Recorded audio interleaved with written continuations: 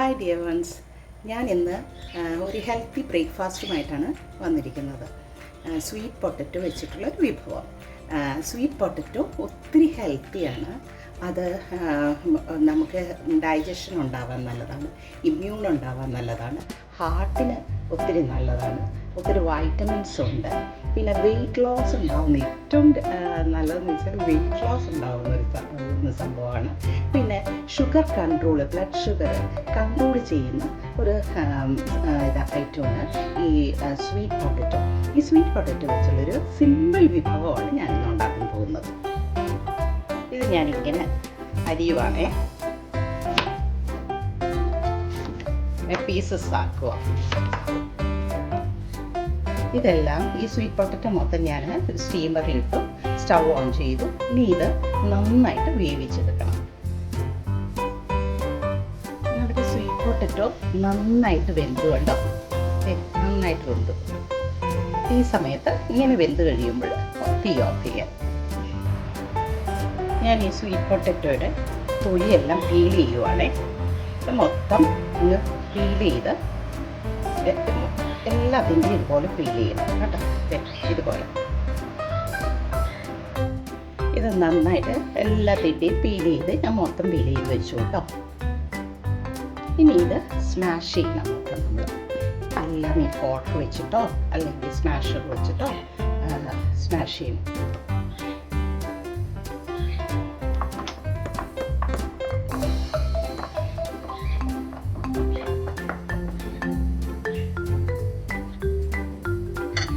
Sweet potato ഇങ്ങനെ ഇതുപോലെ സ്മാഷൊന്നും ചെയ്യാൻ നമ്മൾ ജസ്റ്റ് പുഴുങ്ങി കഴിച്ചാലും ഒത്തിരി ഹെൽത്തിയാണ് കേട്ടോ. ഞാൻ അങ്ങനെ ഞങ്ങളിവിടെ കഴിക്കാറുണ്ട്. ഇന്നിപ്പോൾ ഞാൻ വേറൊരു വിഭവമാണ് ഉണ്ടാക്കാൻ പോകുന്നത്. നിങ്ങൾക്ക് കാണാറുണ്ട് ഒരു പിള്ളേർക്ക് ഈ സ്വീറ്റ് പൊട്ടറ്റോ എല്ലാം ഒരു മടുപ്പ് തോന്നും. നമുക്കാണെങ്കിലും ഒരു മടുപ്പ് തോന്നുവാണെങ്കിൽ ഇങ്ങനെ ഇതുപോലെ ഈ വിഭവം ഉണ്ടാക്കി നമുക്ക് കഴിക്കാം. നമ്മളെപ്പോഴും ഇത് ചൂടോടെ തന്നെ സ്മാഷ് ചെയ്യണം കേട്ടോ. നമ്മൾ ഈ പൊട്ടറ്റോ ആണെങ്കിലും നമ്മൾ കട്ട്ലേറ്റിനൊക്കെ ഉണ്ടാക്കുമ്പോഴേ ചൂടോടുകൂടി സ്മാഷ് ചെയ്താലാണ് വേഗം പൊടിഞ്ഞതുപോലെ വരുള്ളൂ കേട്ടോ. അപ്പം ഇത് അറിയാൻ പാടില്ലാത്തവർക്ക് ഒരു ടിപ്പാണ്, ചൂടോടുകൂടി വേണം ഇത് സ്മാഷ് ചെയ്യാൻ. ഇപ്പം നമ്മളിത് മൊത്തം സ്മാഷ് ചെയ്ത് നന്നായിട്ട് വെച്ചിട്ടുണ്ട്. സ്മാഷ് ചെയ്ത് വെച്ചിരിക്കുന്ന പൊട്ടറ്റോയിലേക്ക് 2 മുട്ട പൊട്ടിച്ചൊഴിക്കുവാണേ.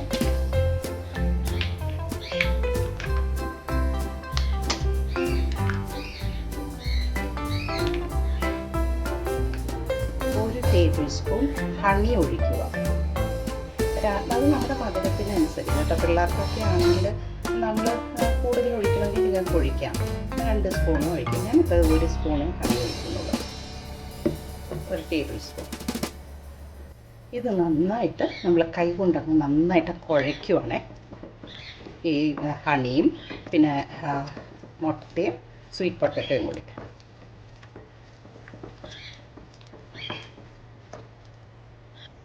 ഇച്ചിരി ഉപ്പിട്ട് കൊടുക്കുന്നുണ്ട്. കുഴച്ച് നന്നായിട്ട് വെച്ചു. നമ്മൾ പാൻ അടുപ്പത്ത് വെച്ചു, സ്റ്റൗ ഓൺ ചെയ്യുവാണേ. നെയ്യ് തടകി കൊടുക്കുക.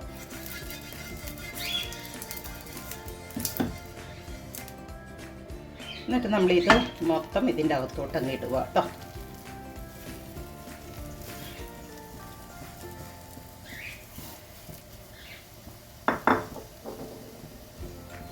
ഇങ്ങനെ പരത്തി കൊടുക്കണം. വെള്ളം തൊട്ട് പരത്തി കൊടുക്കണം.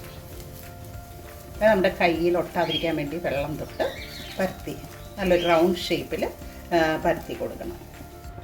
നമ്മൾ നന്നായി പരത്തി വെച്ച് കേട്ടോ.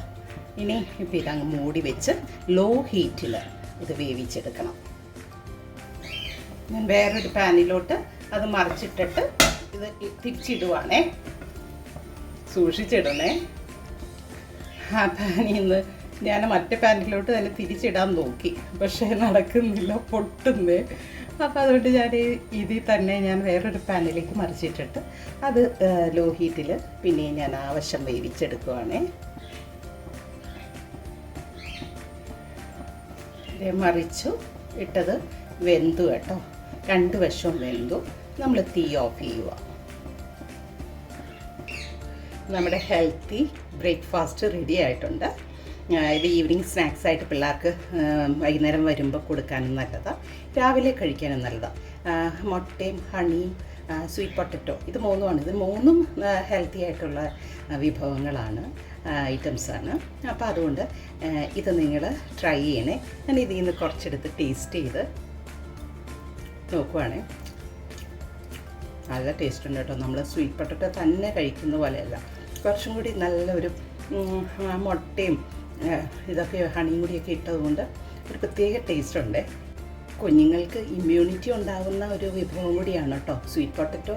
നിങ്ങൾക്ക് അറിവില്ലാത്തവർക്ക് വേണ്ടി ഞാൻ പറയുവാണ്, ഒത്തിരി ഇമ്മ്യൂണിറ്റി ഉണ്ടാക്കുന്ന സാധനമാണ്. അത് മുതിർന്നവർക്കാണെങ്കിലും വലിയ കുഞ്ഞുങ്ങൾക്കാണെങ്കിലും ഇമ്മ്യൂണിറ്റി ഉണ്ടാകും. ഞാൻ ആദ്യമേ പറഞ്ഞല്ലോ എല്ലാം. അപ്പം നിങ്ങളിത് ഉണ്ടാക്കി ട്രൈ ചെയ്യണം, ഒത്തിരി നിങ്ങൾക്ക് ഇഷ്ടമാകും. ഞാൻ ഉണ്ടാക്കിയത് നിങ്ങൾ കണ്ടല്ലോ, നിങ്ങളും ഇതുപോലെ ട്രൈ ചെയ്യണം. ഓക്കെ, അപ്പോൾ നെക്സ്റ്റ് വിഭവമായിട്ട് ഞാൻ വരുന്നതാണ്. ലവ്ലി നസ്രത്ത്.